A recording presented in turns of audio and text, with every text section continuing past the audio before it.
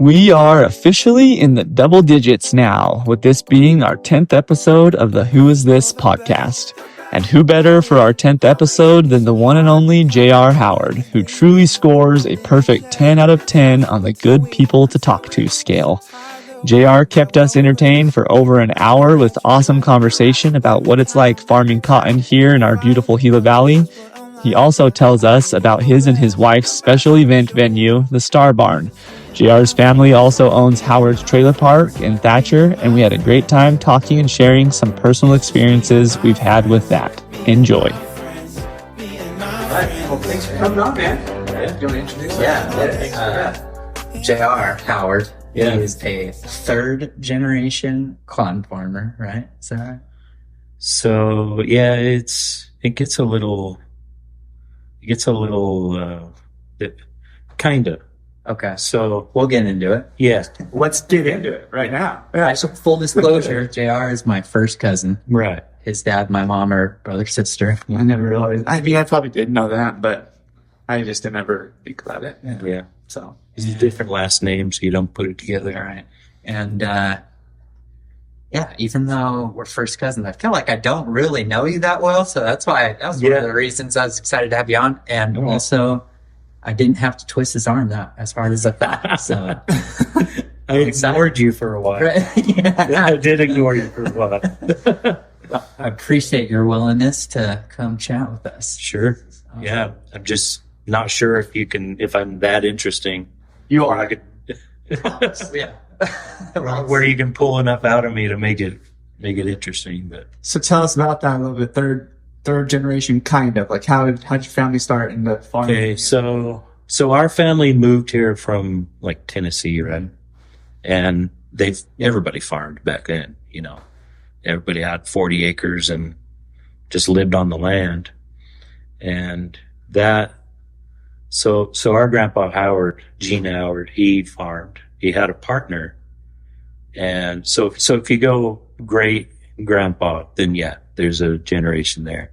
Then Grandpa Gene Howard, our grandpa, farmed. He had a partner, and the partnership went bad. So he actually, and he was soured by it all, and he got out of farming. And he started Howard's Trailer Park and the Little Eagles Roost. Yeah. So that's how he survived, as he started the trailer park and Eagles Roost after he got out of farming. And there was kind of a break right there in the generational farming, and it didn't happen for a while, because when that happened, my dad was just getting off his mission, and he didn't have a farm to go to farm. So he went and worked. He got his degree from ASU when he worked at a place called Cudahy. It's just like a meat packing plant. Okay.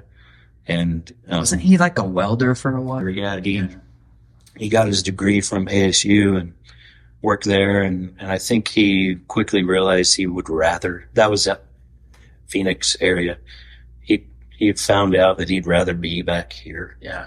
So he was trying to figure out how to get back here and raise a family here. It's so funny, because that conversation, like you just said, is pretty much has been said in every single podcast Really? that we've done. Yeah. Like, people like to come back to Yeah. People leave and then they try and and we figure out see it a some way lot, to right? come back. That's kind of what's happening is along with everybody moving to the mine, people our age are trying to get back here. Yeah. Mhm. But yeah, so he did that, and there was a strike. Well, no, I'm trying to remember exactly, but anyways, he quickly realized that he wanted to be here and raise his family here. So he became a welder, and he traveled all over the country welding on big power plants. I had no idea. Yeah, and he was all over the place. And then he realized that's not great for raising a family, because he's never home. And at that time, Phelps Dodge was in a strike. So he just walked through the strike lines and they hired him. That's how it works. Yeah, I was like, I'll do it. The movie The Replacements. Football team. Yeah, I think that it was kind of, you walk through those lines and you get treated pretty bad. Oh, I'm sure. I heard people on strike. Yeah. It's called a scap. Yeah. If you do that. So he did that, and he worked for Phelps Dodge for, I think, just shy of 20 years. I just call that opportunity, though. Yeah. He needed a job, and he didn't have saw a way the to- complaints. Yeah, he didn't have the complaints that they had. I need a job. I'll come work. And He saw a way to stop having to travel the country Yeah. and be closer to his family and do that. And then he, he did that for, I don't know, 15, 20 years. And he always wanted to, he came back here always wanting to farm because lost that opportunity.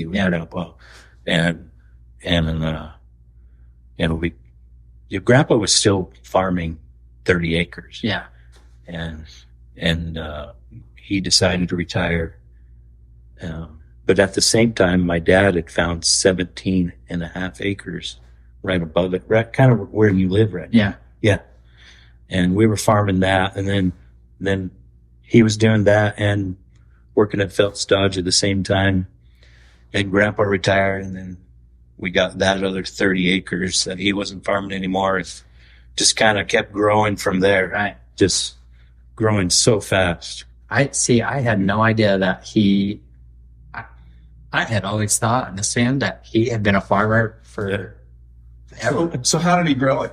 How many acres do you farm now? And how you went from about 47 acres to what is it now? It's about 4,000 acres. Wow. that we farm. Some we own, some we lease. How did he? Okay, so you're leasing some of it. So Yeah. what was the strategy there? Do you know? Just being really aggressive, going after land that nobody else wanted. There's a lot of land that other farmers just for certain reasons didn't want to farm it anymore. And he say, I'll take it. Yeah, we'll farm it. Another opportunity, just like Exactly. Phelps Dodge. Nobody else wanted to work. I'll do it. So Yeah. So Was there ever any land that that you had to develop to be farmland, or no. if all the land that you've purchased or leased has always been or previously been? Yeah, so in this valley, if it doesn't have water rights or decree, then you can't develop it. Yeah. Or else, that we're being sued on some of those issues right now. Yeah. So yeah, there When was you say nothing. we, you mean like the farm? Yeah, The Gila Valley. yeah, farmers. Not you personally. Us personally, and we're all being sued. that lawsuit has been going on for how long now? 100 years. Yeah. Yeah. Yeah. So, It's just like and it probably will never stop. Yeah. They'll keep coming up with new ways, new things to sue us over. So. lawyers are making money though. Yeah, it's the only people that are benefiting Yeah. from it, actually. So, Yeah. but yeah, he wanted it so bad that he just made it work. He just willed it into happening. Mm-hmm. It's just hard work and a lot of sweat.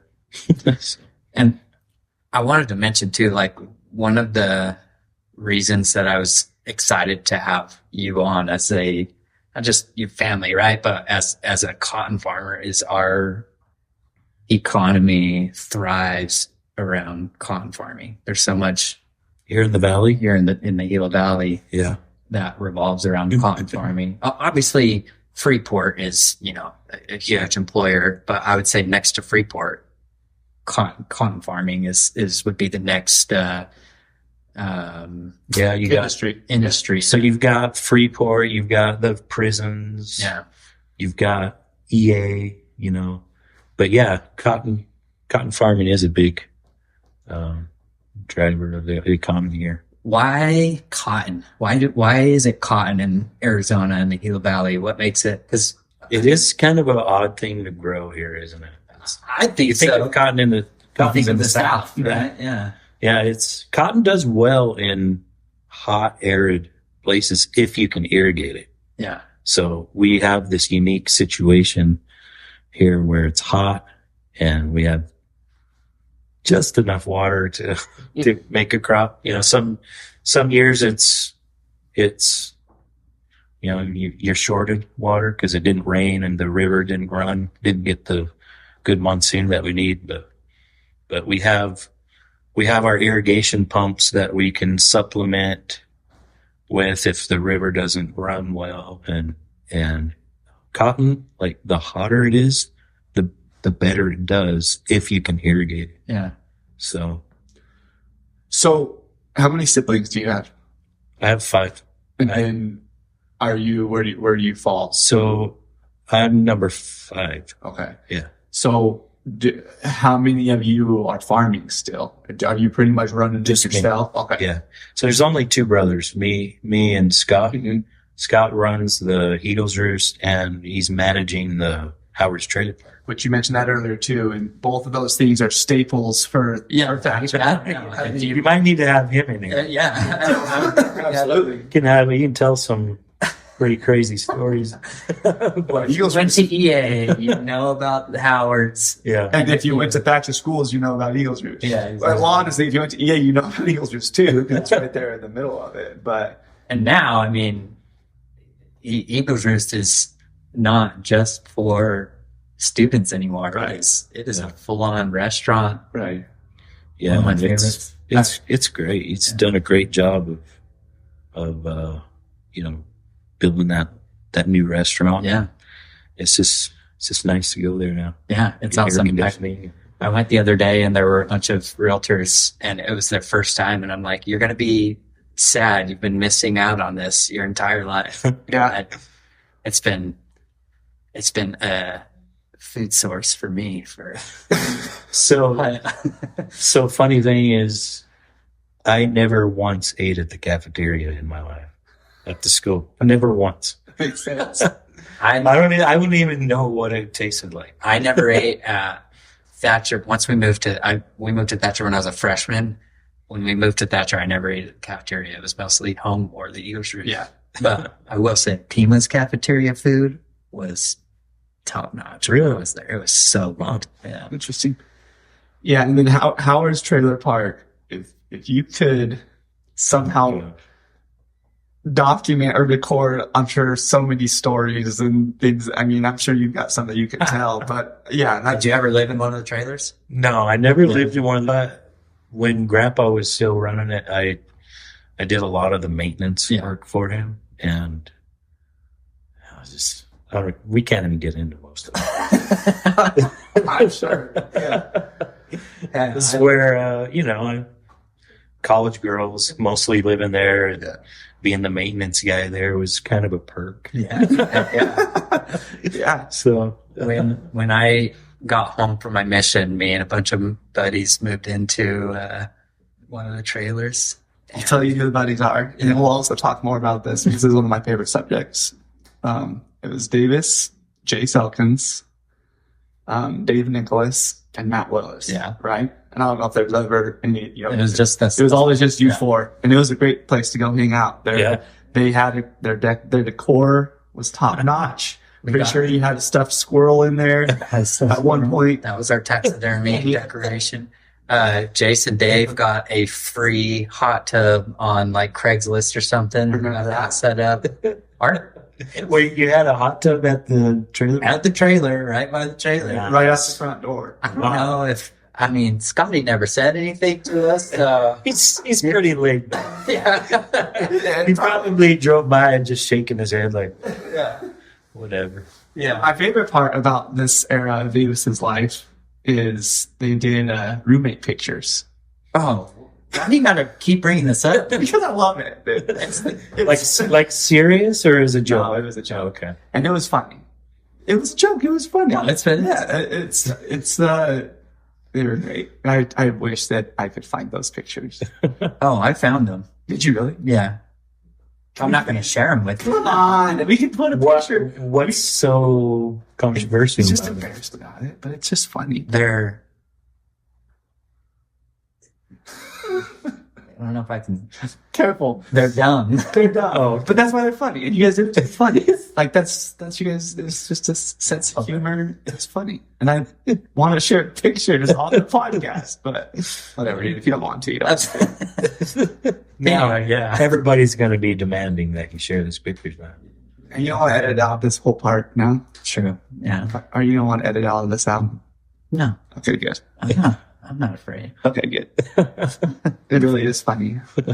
But that was a good time in life. It's fun. Going to EA, Yeah. those types of, you had like pockets of different friends, groups that everyone all hung out together, but you could go to, it's like if you go to ASU, you go to different clubs, right?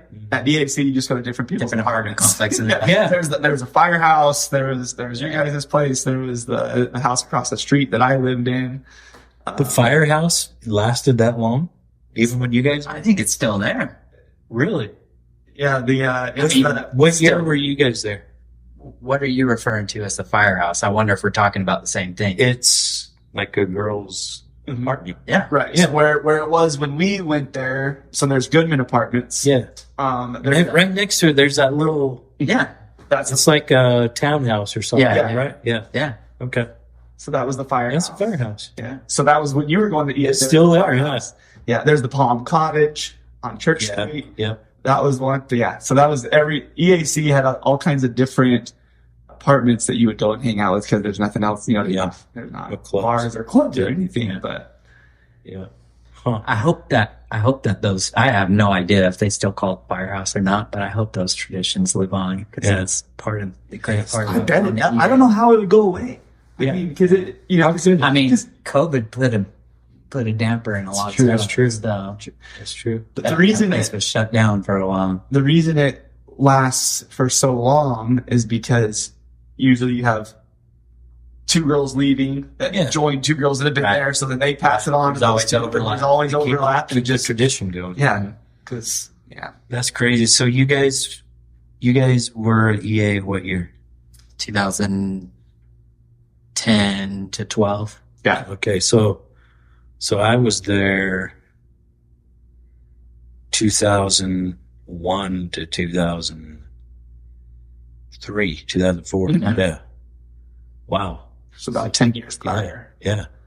And it had been going on before I was there. Oh, Way before. There's even certain people, and I'm not going to say any names, but there's certain people at EA that transcend through time. And we're probably all thinking of the same person. Yeah. And like I said, I'll say names, but yeah, EA is one of those things that I think everyone has the same experience when they're there, regardless of what times you went. That was probably the funnest time of my life. Yeah. Through those years. Yeah, Mine too. EA does they do a good job at creating a fun. I don't even know if it's really EA, but it's just the culture surrounding EA. Yeah. It is fun. Even though there's not a lot to do here, there's still a lot that you can make happen. Because, exactly. There's not a lot to do, but I never felt like I was really bored when I was going to EA. Let me clarify. Not a lot to do compared to a city. Yeah. Yeah, Huge there's college. not top golf. Or It's there's different not, things. You know, You got to make your own. You got to be more creative, and back then there, malls. which I think there's is malls. even more fun. Yeah. Which, as a local, going to EA kind of gave you an advantage. Yeah. Right? 100%. Because you know all the things to do. Right. And that you become the go-to. Exactly. Yeah. Yeah. That was cool. EA is Definitely. a lot of fun. We got way off of what we were talking about. We were talking about farming. Yeah. Howard Trailer Park changed all that. Yeah. Yeah. Yeah. I had a funny story about the firehouse. Let's hear it. So we would always go to the firehouse to hang out, right? And okay, yeah. So I lost my wallet at one point Oh, yes. in my life. I probably told you this story before, but so I lost my wallet. Like 3 months had passed. I had no idea where my wallet was. All of a sudden, I get a call from a police officer in town. He says, "Hey, is this Isaac?" And I was doing construction at the time. He says, "Isaac?" I was like, "Yeah." He's like, "Well, we found your wallet. If you want to come by the police station to pick it up." I was like, "Oh, sweet. Like, great. That's been 3 months. I'd already replaced my ID and everything." So I was like, "Cool, I'll go grab it."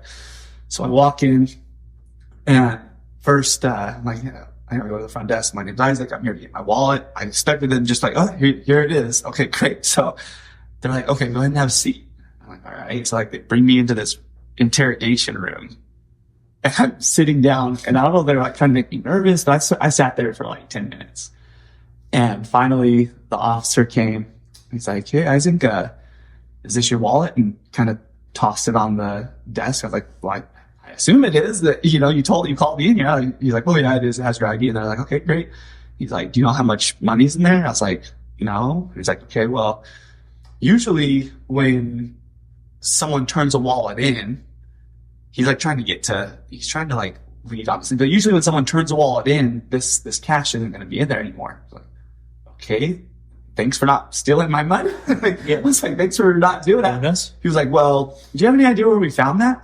And I was like, I have no idea. And then for like the next 5 minutes, he just kept saying, you sure you don't have any idea? Like, where do you like to hang out? And I'm like, I don't know, I hang out all, like, this is while I was going to college. I have no idea where I lost it. Finally, he goes into another room and he brings out some like homework papers that has like this girl's name on it. He's like, do you hang out with this person? And I'm like, yeah, sometimes. I'm like, what is going on? Like, just give me my wallet. I was there for about 15 minutes. And at the time, Mark Stevens was the police chief and he was sitting in the corner. And finally he was just like, he's like, Isaac, we found your wallet in a, he's like, his final interrogation question, like he's like, have you ever sat on a brown couch? And I was like, yeah, I've sat on a brown couch before. Like, what are you getting at, dude? And finally, Mark Stevens is like, Isaac, we found your wallet in a couch that was up on the high school roof. He's like, did you put the couch on the roof? And I was like, no. I was like, I have no idea what you're talking about. They're trying to catch these kids. Long story short, I lost my wallet in the brown couch that I was guilty of sitting on, and it was at the firehouse. But they got rid of that couch. They just put, people put it on the street, and someone will come pick it up. What? So some high schoolers came, somehow got the couch on top of the high school roof. Wow. The cops found the couch, found my wallet in the couch. They thought that they had solved the mystery, and I was going to get busted for it. But my story checked out. It's because Mark's like, can we see when you got your updated license? And I showed him. They're like, okay, yeah, we got it. What were they going to do even if it was? Yeah, I don't know, but he was giving me anything deal. Right, who cares? Right, yeah, but yeah, and I don't know if they ever found out. That's crazy. I'm pretty sure I know who actually put it up there, but it was just some high school kids found, which is another funny small thing, right? Like, high school kids don't have anything to do, so we're gonna go get a couch and throw it on the high school roof. And that's where we're gonna hang out. But yeah, they thought nobody ever checked those cushions. Yeah, they thought that they had caught me. So, anyways, that's my funny story. And yeah, his interrogation question is: have you ever sat on a brown cow? I thought you were going to like that. Like he had a daughter or something. Right. Yeah. No. Like, what are you doing on the couch? Yeah. With my daughter. Right. The other day, my friend Levi texted me. He was like, hey, you want to get a Little Caesar pizza and big gulps, like good old times for lunch? I was like, heck yeah. And so I went to his house and we watched The Office and ate Little Caesars. That's what we did. Another thing I wanted to talk about with you is we just had a family reunion, Memorial Day weekend, and we had it at the Star Barn. That's one of the things that you guys have done recently that is like, seems like it's taken off, and it is a awesome facility that probably not a lot of people know about that haven't been to it for a wedding or something. So it's still kind of new. Yeah. And so what inspired doing the Star Barn, and like, how did that? So my wife and I, we bought that farm out there. It was Marco Palmer's old farm. He used to run it. And, there's just this old barn and kind of like we call it a Quonset hut out there. And two old barns and a Quonset hut. And, Ronnie, our cousin, my niece. Yeah. Your cousin. Yeah. She wanted to have a wedding out there, and it was full of the Star Barn was full of just old farm equipment and like full of grain and stuff like that. So we cleared it out so we could clean it up good enough for her to have her wedding out there. and ran some, some pretty simple electrical just for her to be able to do that. And after it was done, it was really cool. It was just like, we probably have an opportunity here. Mm-hmm. It's something that we don't really have in the valley, is a big area for, Mm-hmm. that you can hold 200 people. Yeah. Like there are other venues, but if you get over too many people, it's just doesn't work that well. So we saw an opportunity to make something out of that barn. And it's gone way better than we could have imagined. Yeah. Yeah. So how does it work? Do you decorate it one way and it's always decorated that way, or do people come and do their own decorations? How does it work? So yeah, you got to kind of be careful of how you decorate it. There's been a few things that we've done where I'm like, man, that's awesome. I love that. But then some people come in and then they're just like, can we cover that? It tastes so startling. Exactly. Yeah. And so you kind of have to keep it kind of plain Yeah. because they want to decorate it how they want. So you let them kind of do their own thing. Yeah. And I really should have. I asked my wife to come in with me. We should have mentioned. Because she's really the person Yeah. is running this thing. Like I lift heavy things and You're the muscle. that's about all I do there. Like she's the organized one. She decorates it. She has a vision for it, and I'm just kind of there to facilitate that. But Do what you're told. yeah, do what I'm told. My wife, yeah. Yeah. And if you do that, then everything's good. Yeah. You just do what your wife tells you. You're good. So it's yeah. like what's you said 200, is that like capacity, you think, or I've never really counted how many we've had out there. I feel like we had so many people out for the family I think reunion. there was 200 I think so. at least. Yeah. Probably, huh? Mary's family would have 200.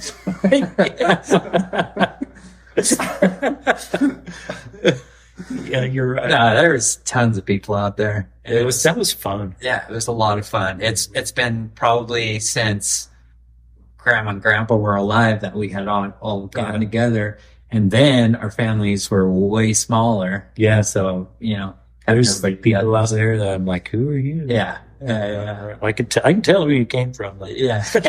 So who's your grandma and grandpa? Gene and Dorothy Howard. Because I'm related to you somehow. You are I'm sure you are. Through through your mom. Is it Club?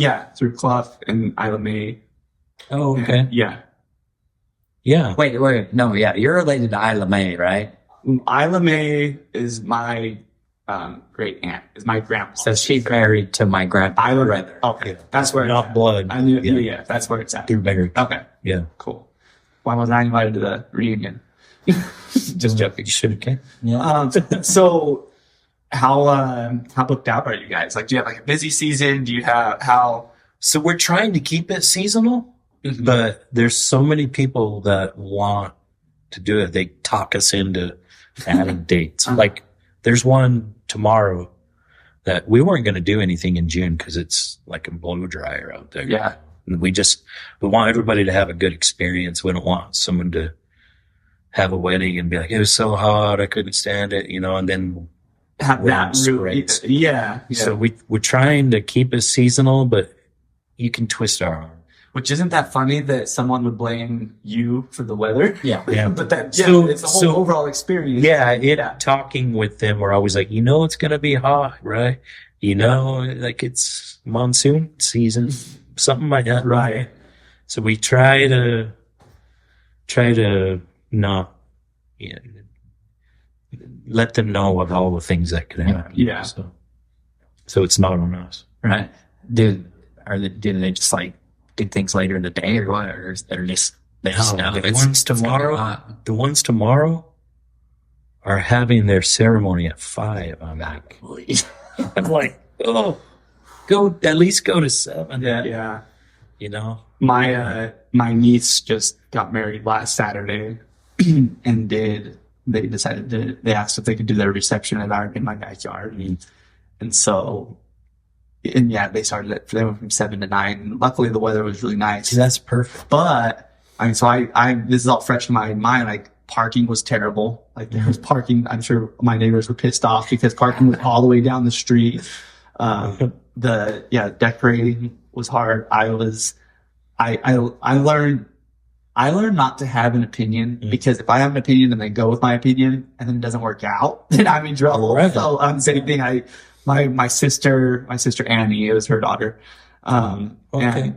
Grace. And so my sister and my wife, I just tell me what you want me to do. So like Friday before we kind of started setting everything up. And so how, with your venue, do you give them a few days prior to like, do they rent it for the week? Yeah. How does it work? So usually because it's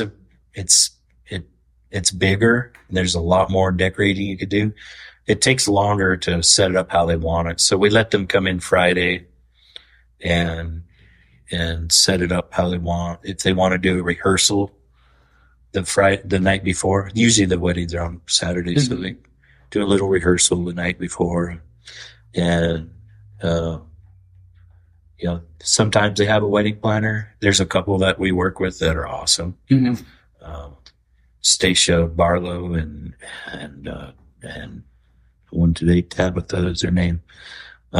Just really have it together and make it look so good. But they have half a Friday, Saturday, and the cool thing about what we do is they do like a soft breakdown Saturday after the wedding, and we let them come Sunday morning and clean up. Everyone's tired. Everyone's tired. Yeah. There might be some drunk. Might. Yeah. So if we let them do that, then it's a lot less stressful. Yeah. Gotcha. So they're basically have the venue to them, not to themselves, but to be used for 3 days, about Friday through Sunday. Yeah. Do you 2 half days and 1 full day? Do you? Is it exclusively for weddings, or do you guys do whatever event somebody wants to have there? Yeah. It's not exclusive for weddings, but that's really the only thing that makes sense. Yeah. But like we had a family reunion, perfect venue. I would love to do all family reunion. Yeah. Yeah. Avoid the decorating and all that. Yeah. So, kids are a little rough, but there's nothing out there that can't be, I mean, everything is kind of rustic. Right. If it breaks, then it looks like it's supposed to be. So, are there any, I mean, right now it looks great. Everything works well, but is there anything like you guys have plans for? Yeah. You don't have to share if it's. No, yeah, we still are working on landscaping and we want to get to where we can do year round stuff. Yeah. So we're trying to enclose that barn. Yeah. Insulate it and get some air conditioning in there. And we have outgrown bathroom situation. Yeah. So we need some more bathrooms. So we're working on that. Working on plans for that. Did you ever think that you were gonna be in the event planning industry? No, I don't. I stay out of that. Right. Think if you were calling me and depended on me hey, will you write us down for next year? Like I'm gonna I don't remember anything 10 minutes from now. That's hilarious. That's why it's crucial that my wife just runs this. How far in advance do people usually need to book you? Right now, if you want the really good dates, it's next year's full. Really? Whoa. Every Saturday pretty much Yeah. is booked up. Well, every Saturday that we opened up. There's we got to take some time for ourselves. Yeah, right. Yeah, I heard we got kind of lucky with the family reunion. Yeah, somebody canceled and just opened up, so things worked out. Yeah. It's like it was supposed to happen. Yeah. So, yeah. That's crazy. Wow, so all next year already is. Yep. The crazy thing is, my wife and I, we were engaged for like a month and a half, so there's no way we would have been able to. Yeah, that's where cultural halls come in handy. Yeah. I don't know if that's what you know, but that's the Mormon way. And we did it. We did our reception in my wife's parents' backyard. So Yeah, what's funny, we did our reception in his sister's backyard. Which sister? Becky's. Oh, Becky's. Yeah. Right. Yeah. Yeah. So we get a. That was the most shocking part about it. What you just said is, people plan for weddings 2 years in advance. That was weird. I didn't even know my wife for 2 years before we got married. yeah, that is interesting to think about. So the majority of the weddings that you're having out there aren't LDS people, No. which is fine. I'm just Yes. And it's cool. Like I'm meeting a lot of people that I've never met before. Yeah. I like that. I like meeting people. Yeah, I wish there was. Which, by the way, I wanted to mention like that. One of the big reasons that we wanted to have you on is because that's kind of the shtick of our podcast is for our audience, which isn't a huge audience, but whatever. There's 12 of them. Yeah. to get, You have to start somewhere. Yeah. to get to know people that they otherwise would not have gotten to meet or been in a situation, and use like one of the, I would consider, prominent members of the community, because you're a big time cotton farmer, and our like I mentioned before, our economy revolves quite a bit around cotton farming. I mean, it's not just the farmers and the laborers, it's the the service people that have to provide for those people, the equipment that you guys run, that people got to be able to maintain that. But anyway, that when you said that reminded me, I wanted you to understand, like, that's one of the reasons we wanted to have you on, is because, again, prominent member of the community to come in and for people to get to know a little bit. Well, that's another cool thing about your Star Barn is you guys don't advertise it a whole lot, right? I mean, on Facebook a little bit. All we have is an Instagram page. Yeah. That's it. And it's probably mostly word of mouth from All word of mouth. And the fact that you're booked out an entire year already is awesome. I was going to say, I'd be interested to see the statistic of what the longest engagement for an LDS person is. Yeah. It's not going to be very long. But It's not mine. Well, it would only be because they had to wait for some reason. yeah. They were waiting on the Star Barn to be done. There you go. Oh yeah. You just created an excuse for a thing that people can tell people. There you go. So they don't have to be. You have to be embarrassed about something. That's funny. What else was I gonna say? Our viewership. I think we have 40 subscribers on YouTube now. All right. So I sold ourselves a little short. Well, YouTubers are small platform. But views, I mean, you get a lot of views, right? Yeah, listen, I don't look at it on Spotify or anything. Spotify is where we do best. So what's our Courtney? Did she say what our viewership is now? Like what? So our YouTube videos, I like watching people, so that's why I focus on YouTube. But I go and look back, and like our views range between like 85 and 200 usually each video. Yeah. But subscribers on YouTube subscribers, we have 40 actual subscribers, which That's a good start. It's a good start. We're growing. So that's why I'm talking about it a little bit, because all those people that are viewing, don't forget to hit subscribe. Yeah. But We can link it to our Instagram page. It's growing pretty good. well, actually, yeah, before you leave, we'll have you fill this out. Oh, okay. Because then when we tag you, we'll tag the Star Barn, since that's Cool. what we're talking about. Awesome. And that way promotes you guys a little bit. And yeah. Have you? I was going to ask too about. Have you had any like out of town people come and use the Star Barn? So that's another interesting thing that's kind of happening is, so if you try to rent a venue like ours in the valley, guess how much it would cost? $10,000 at least. Yeah. That's cheap. Yeah. That's cheap. So with us, 2 days. yeah. Yeah. Well, no, not even. Oh, Like wow. half a day. Yeah. Like they only get like part of a day. They're not getting to do all the things that they want either. They're just this Yeah. venue, this is how much it costs. Because they're booking like multiple events Mhm. a weekend, maybe like 3 or 4.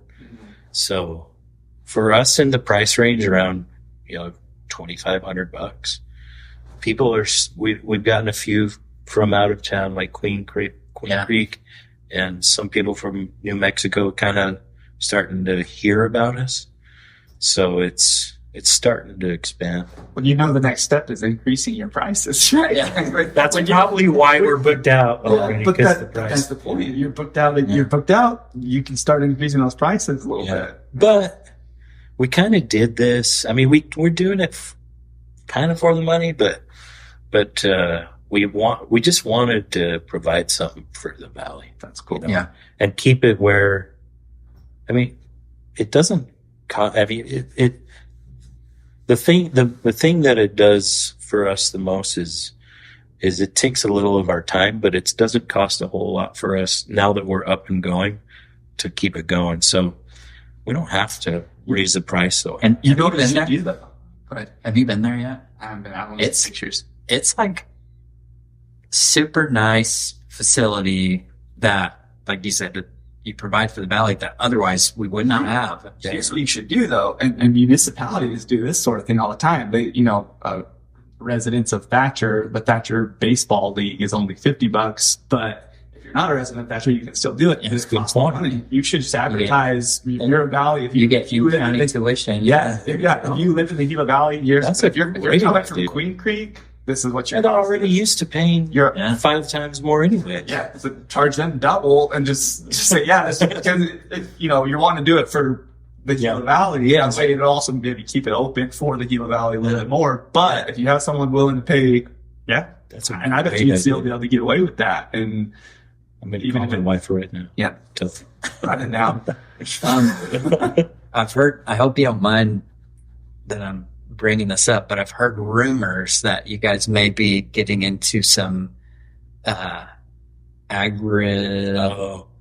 what's it called? Tourism. Is that, So, Is there any so that's kind of truth what we to that? call, we call it agritourism yeah. because people want a barn experience, like a rural, Okay. Western barn experience. So we're for zoning purposes, we're calling it agritourism. Oh, okay. Yeah. So, but the county is kind of fighting us on that a little bit. So we're trying to fix the zoning on it. But I guess I think I had heard something about doing something similar to like Annie's, Apple Annie's. if we had talked about it, Oh, okay. but now that Lamb and Vine is doing it, Yeah. kind of right. Who? Lamb and Vine. Out in Eden. They had the lizard match last year. I didn't hear about that. We're kind of like, let's let them do that and just stick. Like, I don't need any more to do. Yeah. Right. It's, if I add one more thing, I'm going to turn into a crazy man. Yeah. So,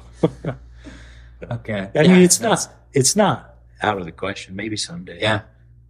But I always thought that would be cool if we had something like that here, but we've got, Apple Annie's is not that far, and Lamb and Vine, I think they did a good job last year. they did it for their first year. They did excellent. Yes, and I hope that continues to grow. Yeah, as they add more stuff and more vendors, it'll.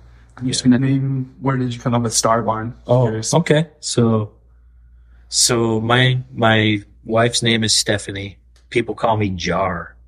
I don't know why. That makes sense. Stephanie and Jar together is Star. I like it. It's our Hollywood. I like it. Like that. Yeah, that's your Hollywood couple name. Yeah. So Starborn. I never would have put that together. Yeah. Does that make sense? Yeah. Another thing, Jared just did my dirt work for me. Is that something that you're like Oh, advertising? so You do, or is that a family deal? Should I not? no, it's fine. Yeah, I rented some equipment. We've got this patch of land that's kind of worthless to anything else, but we knew in the back of our mind that it would be a great spot to make material. So I rented a screen and a stacker, and I made a giant pile of base material and screened out different size rocks. So I've been kind of peddling dirt a little bit, and it's Dirt slinger. slinging the dirt. Under the table. Yeah. And we've got the equipment to do really basically any kind of dirt work. Yeah. So you built your pad for your house. Built my pad for my house. Yeah, hopefully it holds up. We'll see how much.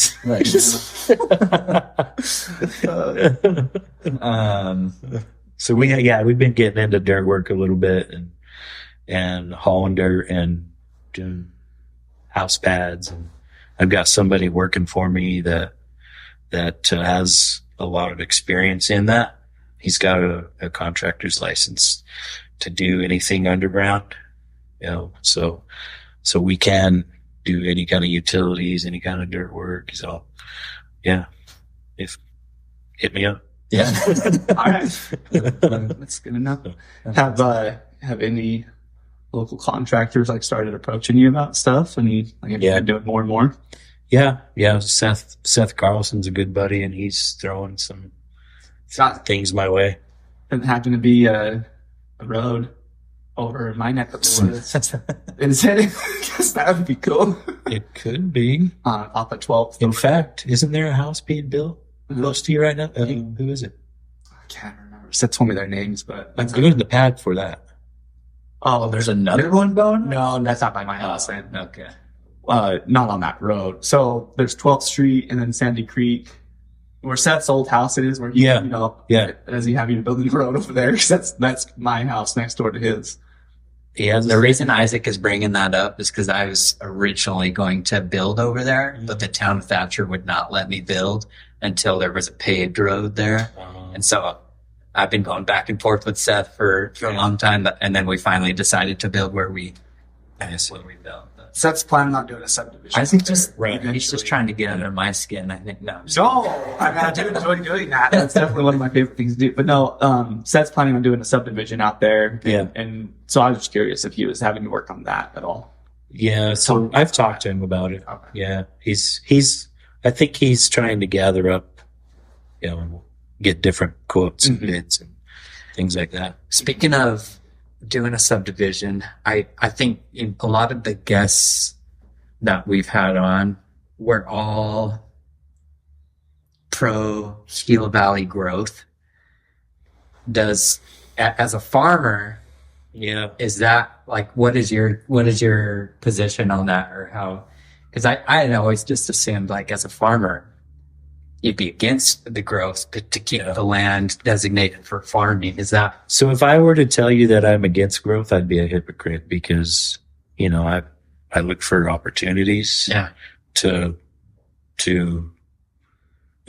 we're big landowners, right? So if all of a sudden an opportunity came where somebody's like, "We'll give you this much for your land," and you only bought for this much, it's like how many years would I have to grow a crop, Right. to pay?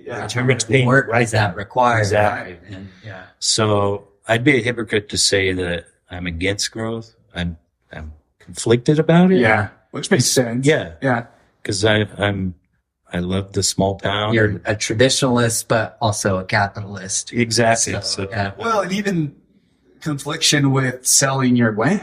That's awesome. You have a lot of money, but at the same time, that's your land. That's been, it's gone. It's gone. Yeah. When it's gone, that's what you've always done. And so there's that conflict too. Yeah. And it's getting harder and harder. We started out with 4-row equipment. Yeah. When we first started out. Now we're up to 12-row equipment. I don't know if you guys gotten run off the road before with cotton pickers and things like that. They had to drive go way around. Yeah. So it's getting harder and harder to get down the road. We've got fields all the way from Red Knolls area all the way to Safford Bridge. So getting from point A to point B on the roads that we have with the increased traffic is really difficult. Right. It's scary. Do you try the time to do it late at night or something? Or just down there? We try to.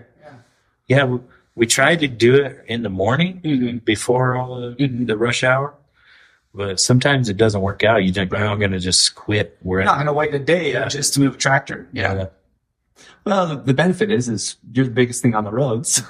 Yeah, it's like, you better move. Yeah. Like, if you run into me, it's not really doing anything to me. So, Right. I also wanted to bring up, I worked on R.G. Howard Farms when I was in high school. I did it for 4 summers. And I feel like it is like the best work ethic building activity. Do you guys still hire We've got a like little- summer hands? like right now, we've got a little rock crew out there. Yeah. I was on that rock. I was on that. Yeah.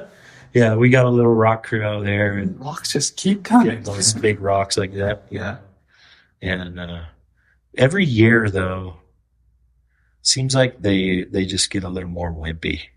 Those kids, you know, it's like I can't get them to work past 11 anymore, and I don't blame them. I guess we're just a little bit more lenient on our kids now. It's true. What, they don't build them like they used to. Yeah. I'm not saying I was the toughest kid out there, but You made a good point, though. I think a lot of it is us as adults, because like I find myself telling my kids they can't do things that I did all the time. Yeah, Because it makes me nervous. how dangerous it is. Yeah, like the other day, my daughter wanted to ride in the back of the truck from the temple. I'll let him ride in the back of the truck like on side streets, but it's like, no, I don't want you on the back of the truck on the highway. I know I rode in the back of the truck on the highway all the time. Yeah. you know. Rode on the top of the cab. Yeah, exactly. Yeah, so part of it is probably how, you know, Yeah. which is probably a good and a bad thing because I wanted to tell this story too. I was just telling somebody about this the other day. I remember, so our first summer we were paid $5 an hour. And then the next summer we got a raise to $5.65. But the first summer we were paid with a personal check. Yeah. Next summer we made $5.65, but our checks were smaller because because government came in. that's a tough lesson. Hard lessons. Yeah. Hey, but at least you're boosting your social security. That's right. Around 15 years old, yeah. I imagine it's obviously different, but so with commission-based income, you kind of your production determines your pay. That's somewhat the same with with cotton. If you have a super hot summer or super the hailstorms a couple of years back, that probably is pretty stressful with what you do. I mean, This is the most stressful job, I think. Farming is probably the most stressful thing you can do because what do you have control over? Farming. Very little. All you can control is what you're doing. You can't control the weather. You can't control the market. Those two things right there could put you out of business. All you can do is what you can do. yeah. So we're just at the mercy of, like right now, it doesn't look good for cotton prices. It's What do you think is driving that? inflation. Yeah. Yeah. There's not a lot of extra spending on I think everybody's money is going towards food Yeah. right now. That's, the people are just trying to survive. Yeah. So, and inflation. It's you don't ever think about how literally everything is intertwined with economics. Like it's when I think of higher interest rates, I don't consider that means cotton prices are going to be lower. It's just all hopefully it gets better. Yeah. But, Mother Nature, we can do nothing about the market. Like there's nothing we can do about it. And I guess if you were a visionary and you can see in 2 years that the price is going to be way lower, you can lock in now, but who knows? Right. We don't know what it's going to be like in a year. Mm-hmm. So if you're okay with the market now, you can lock in, but no, hardly anybody does just because it's so wild. Do the farmers here still operate under like a co-op when it comes to selling cotton, or how does that work? No, you have different options for marketing your cotton. We are with a company called Albright and also Bo Allred. Boal red handles all of our short staple cotton. There's two different kinds of cotton. There's a short staple. It's basically what all your clothes are made of.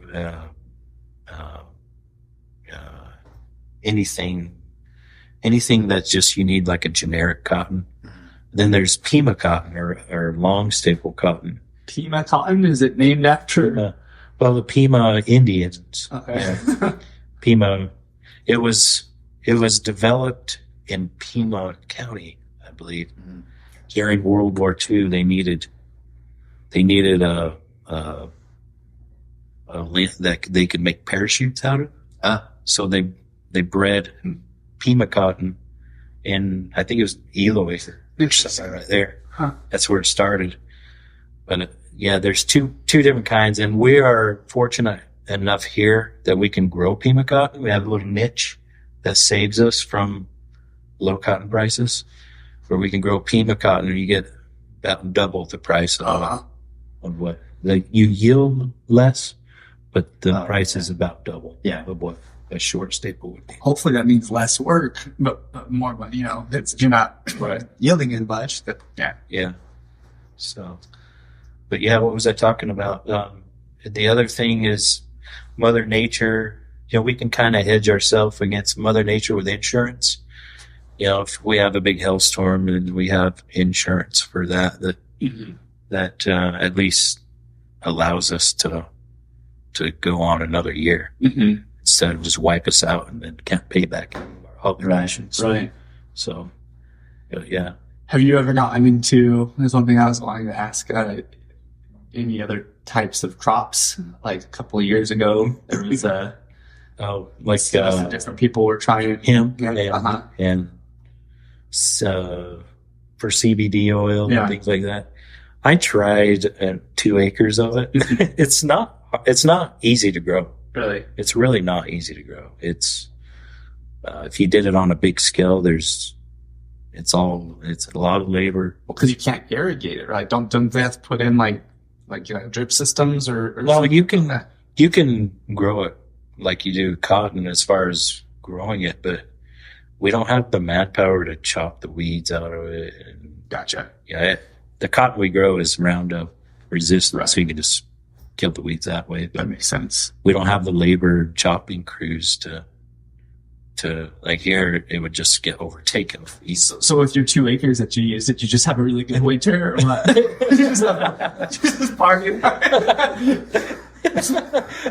I had a guy come to me and say, "Hey, let's try this." I honestly, I don't even know what kind of seed it was. I put it in a grain drill and we planted it, and it came up pretty good. But the weeds took over because we couldn't treat them. Yeah, Interesting. So, but it was hard to get up. Like, I think it's a little too hot here. Really? For it, yeah. And we grow alfalfa. We grow a winter wheat that we bale. Because you kind of want to rotate every so often, right? There's certain fields. There's certain fields that every 2 or 3 years you have to rotate it, or else it just the yield goes way down. Like if you do cotton after cotton after cotton, it hurts the yield so bad that you lose money on it. So rotating it into different crops really helps with the nutrients in the soil. That's awesome. So, anyways, yeah. Oh, cool. Anything else that you want to tell us about, or What else we got going on? it's almost fantasy football season for you. Yeah. Subscribers. Yes. Here's 3 of. Is there 10 in our league now? Are you still in our league? Yeah. Yeah, that's right. Yeah. You just jumped in last year, and man, it's a fun league. Fantasy football. Yeah, dynasty football. So this league, It's a obviously, dangerous- You're one of the OGs, though. We have been adopted into the fantasy football league. It's even been around 3 or 4 years before I even got in. Oh, really? Yeah. Oh, wow. Yeah. So I'm going to explain to the people listening, because we all know this, obviously. It's one of my favorite things But that I do. it's not- I have a very exciting life. It's not a winner's league. It's it's literally just a loser's league. Yeah. There's The goal is not to win; it's to you not just lose. can't lose, and there's a penalty. Nobody cares about the winner. Yeah, right. Yeah, there's a penalty for if you lose, and last year the penalty was they had to go swimming in Curtis's pool. It's been the easiest penalty since I've been in the league, and thankfully it was the first time I lost. Yeah, and it was funny because how Sam talked you into doing it twice or also whatever. I can't remember. Yeah, I didn't know any idea. My wife was like, "What were you doing?" Genuinely thought maybe. Yeah, that last year was nothing like the time I lost. And that's up to you if you want to share that story or not. Well, I can just kind of give you the gist of it, but I don't know. This is going to be the clip that we share on Facebook.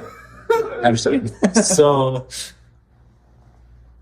I'm not a big public humiliation kind of guy. So we were given an option, like you can do this or you can do this.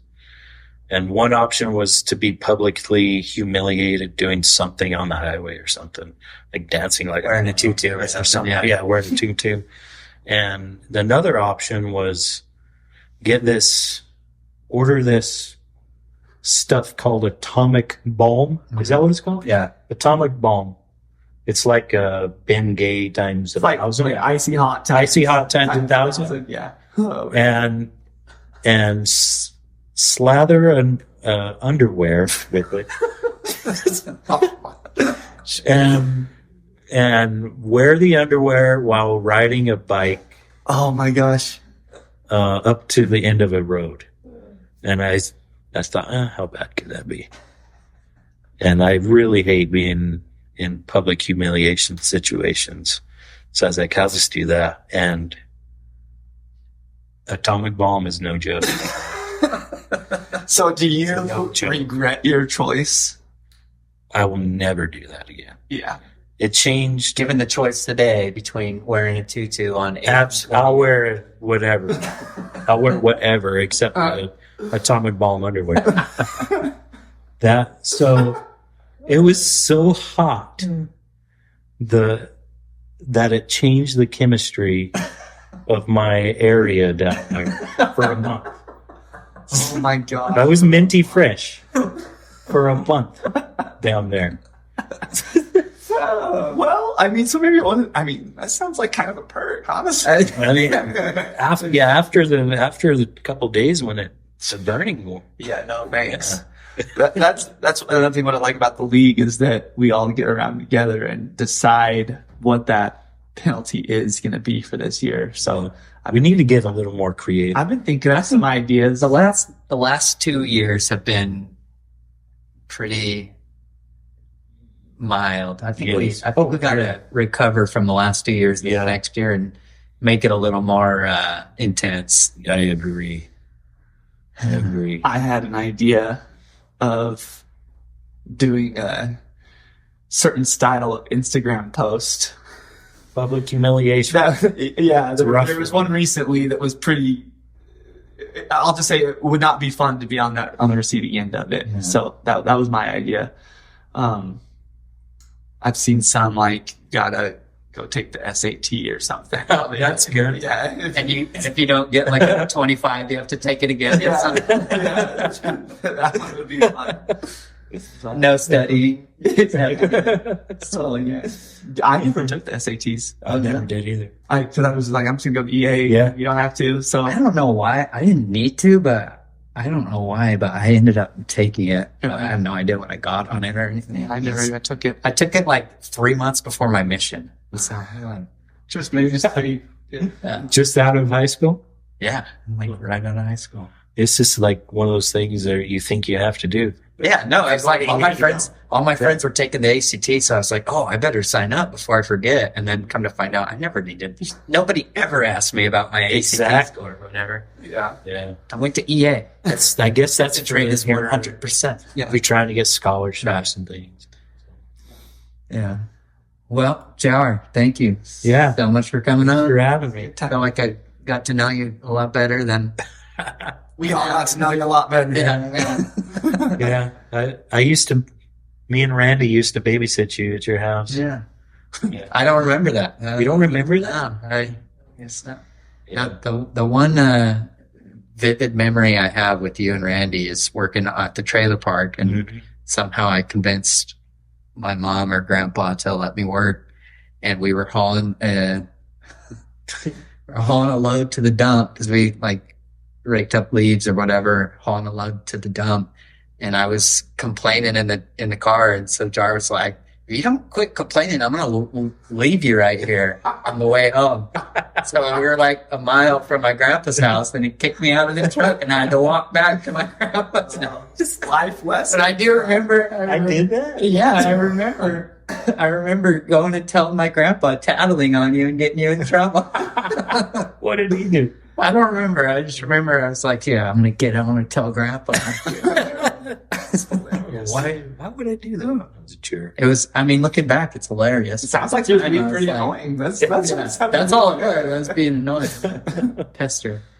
But yeah, I'm glad you came on today. It's Yeah, been a lot of fun. thanks for having me. Have to get Randy on next. Randy would be a great one. Randy is the Right. rare, and I've been asking him, but he keeps telling me no. See, now you can go tell Randy. Yeah. It's not so bad. It's not bad. It's literally just talking. And So he's an interesting guy. So yeah. He told me at the family reunion the other day, he's like, "I'm afraid I'll say something that'll get me in trouble." So well, by the time you can edit it out, it's not like it's live. Uh, That would be a little scarier doing it live. yeah. You're right. Cool. Okay. Thanks, man. Thanks. Appreciate it. Like Gucci.